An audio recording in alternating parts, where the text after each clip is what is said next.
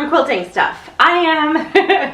So I love long arm quilting. I love all things quilting. I love all the steps. I love the binding, I love the quilting, I love the piecing, I love to iron. I'm really not a big fan of cutting, but I love all of it really. So I am a full-time long arm quilter. My name's Gina Tell, and you can find me at thread-graffiti.com. And today we're going to talk about some long arm quilting stuff, and we're going to do a small series on some different things. And so make sure you check out the description box below for some of my other videos.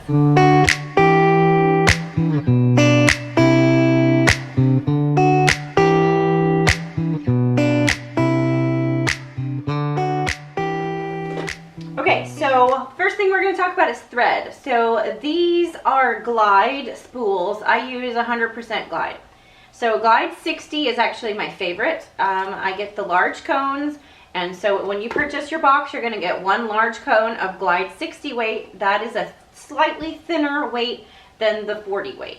So this is also glide, and you're going to get a smaller size in this one. So when you purchase this box, you're going to get one of each, and they're going to come in white, gray, cream, and linen. So there's going to be a slight variety in some of those. One of the other things that you're going to get in your box is the pre-wound bobbins that I use. I have labeled with a small label on there what kind of bobbins they are. I use pre-wound bobbins 100% of the time.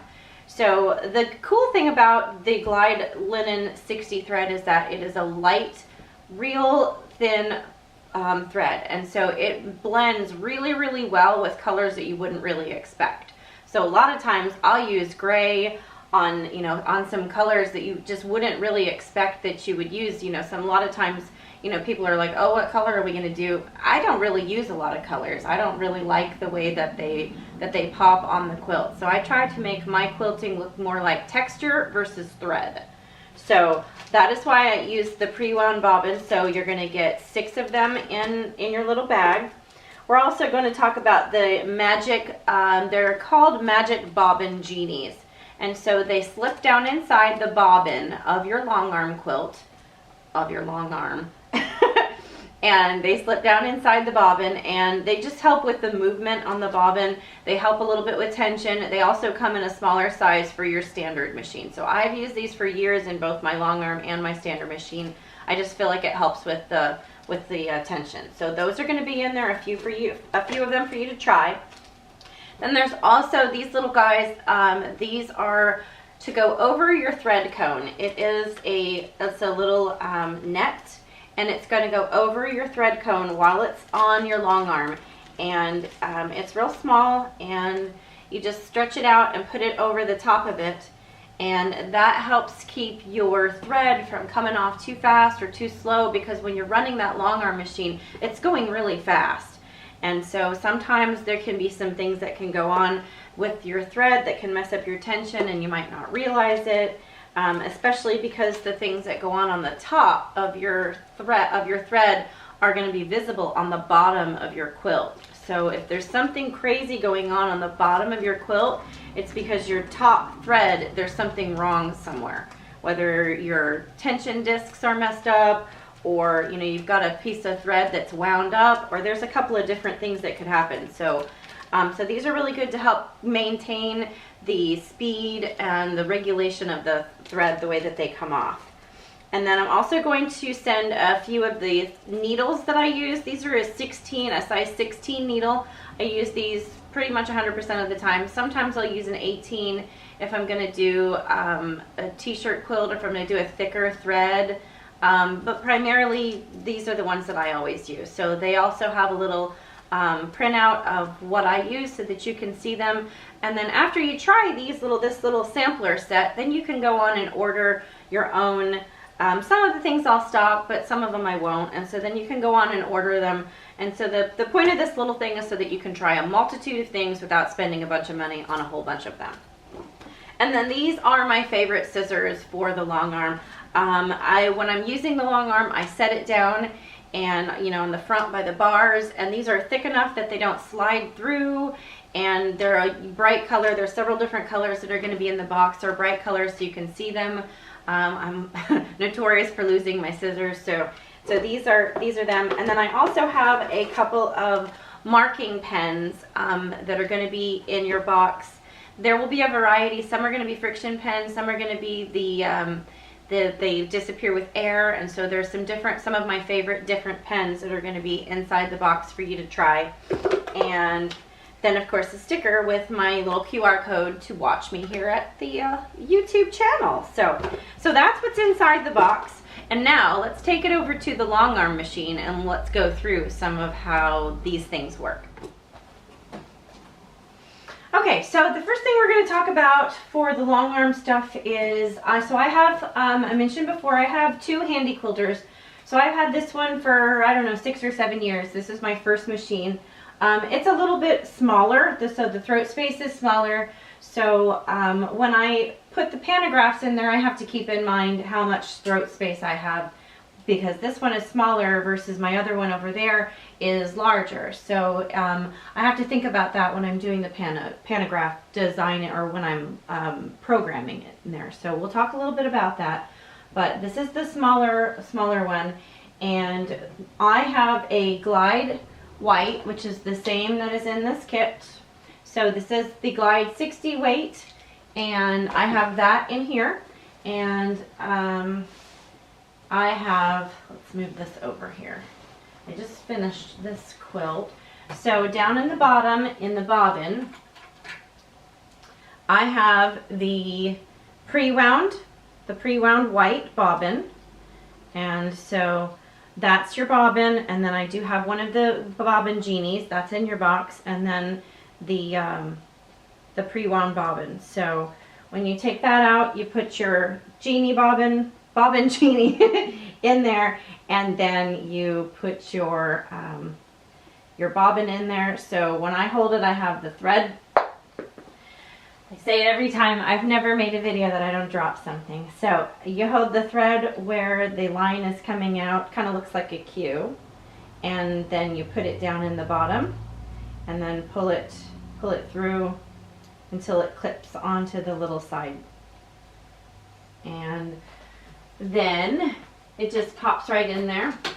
And so I use the Zoom Spout Universal Sewing Supply oil. So about usually one time, each time that I start, I'll pull out the bobbin, and then I clean in there with an Avante. You're not supposed to blow into it, because when you're blowing the stuff, you're blowing it into the machine, and so you don't really want to do that. With my other one, there's kind of a little wall that blocks it, so you can use the blowing thing. So this one you just want to take, I usually keep a little paintbrush, and then I just kind of, and so I just finished this quilt last night, and I just usually take my little paintbrush and kind of brush it out, and then I just put a little dab of the oil just inside, right inside it, and then put your bobbin back in.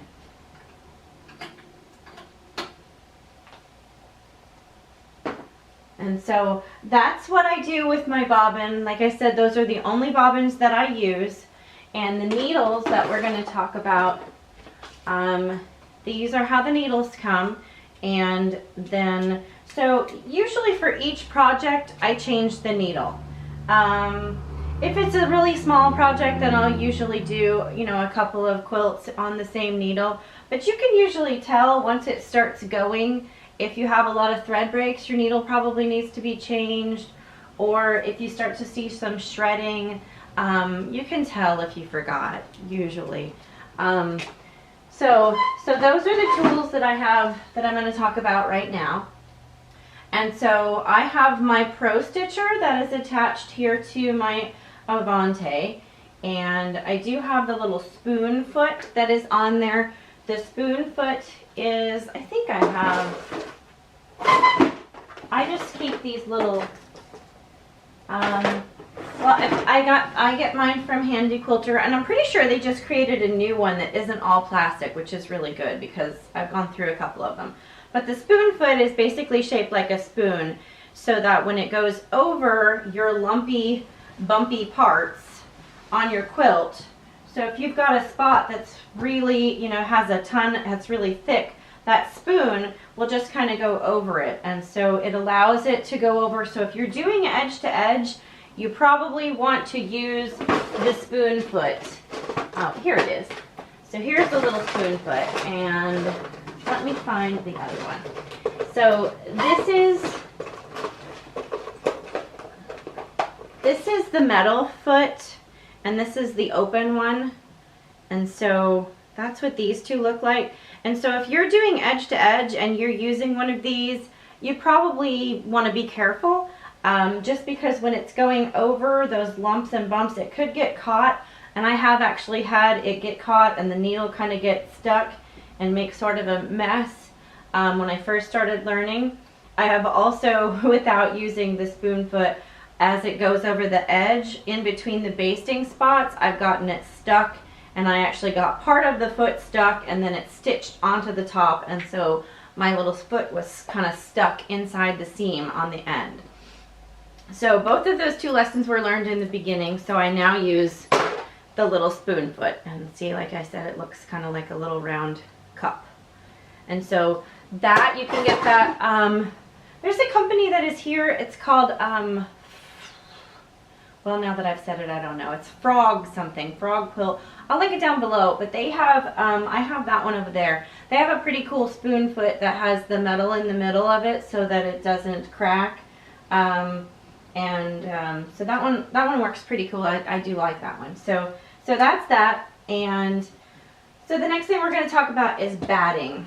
And so I use a Pellon 80-20 batting most of the time. I've been using Pellon long before I got a long arm. I have purchased these big rolls of Pellon 80-20 batting for as long as I can remember. And I love them. I love how it washes. I love how it stands up. I just really like it. So I like the thickness of it. It's not super thick, but when you feel it, it definitely feels, you know, substantial. It's a good option. And so the other one that I get from Hobbs, and Hobbs is in Waco, Texas, so it's about an hour and a half or so from me. So I usually arrange it so that my husband and I can go on a little date day. We go have lunch, we go by Magnolia Market, we do some of that stuff. I always like to go get the chocolate cupcakes at Magnolia. Oh my gosh, they're so good. So I usually do that. And so the Hobbs is a little bit thinner, maybe to look at or to feel, but when it's quilted, I really like how it feels. It is to me, it is a lighter weight, but still very much good quality. So I always use the Hobbs 80-20 right here with anything that has minky on the back of it, or if I'm doing a t-shirt quilt that is thicker. So if there's something that is thicker, I always use this one. And I do also really like this one on baby quilts if you want them to be, you know, like smaller ones. If you don't want it to be a stiff a stiff square quilt, I feel like the drape on this is really nice for the baby quilts when you're going to, you know, kind of want it to wash and, you know, get nice and crinkly and snuggly for the babies. So these are my two primary ones, the Hobbs 80-20 and the Pellon 80-20. And then I also stock Hobbs wool. I didn't bring the big roll in here because it's like this big. And so, but here is a little bit of the wool. This is what it looks like. It's kind of thick, but when you quilt, it just is super fluffy looking. So if you're going to quilt something that has applique or something that you really want a little bit of fluff, this is a great option. I stock this as well, but the Hobbs wool is definitely my favorite. And you can also put the wool on top of the 80-20 if you want, you know, kind of a double layer, but that's also really thick, or not thick, that's not the word I meant to say, fluffy. If you want it to be, if you want it to have that extra fluff. So I have done that before. And then a lot of people do not talk about polyester batting. I hardly ever hear it in the industry, but I actually really like polyester batting. I think I started using it, and it's all I ever used for the first several years that I quilted. I always got the Pellon the polyester, and I just really like it because it is a lightweight. And so one of the quilts that my husband really likes to use in the summertime has the polyester, and it's, when you pick it up, it's really light. It doesn't feel super heavy, and I just think that it feels lighter, and I kind of like the way that it feels when you snuggle up to it. And so the poly is also going to be quite a bit cheaper, so you might just try it. And as you're, you know, if you just got a new long arm and you're trying things out, definitely try some and see how you like it. So those are the options those are my most common. So everything that I'm covering in this long arm series are the things that I use mostly and that I've tried and that I really like. So this quilt I quilted with the Pellon, and we picked out, it's called Sweethearts, is this pantograph. It's a little small. I've scaled it way down so it looks really small, and that's the Pellon. And so it's just really cute. It's for a baby, and then we're going to do the binding on it, and I'm going to use my new rulers, and we're going to attach the binding, and it's going to be super sweet. But anyway, okay, so now let's jump into the next part.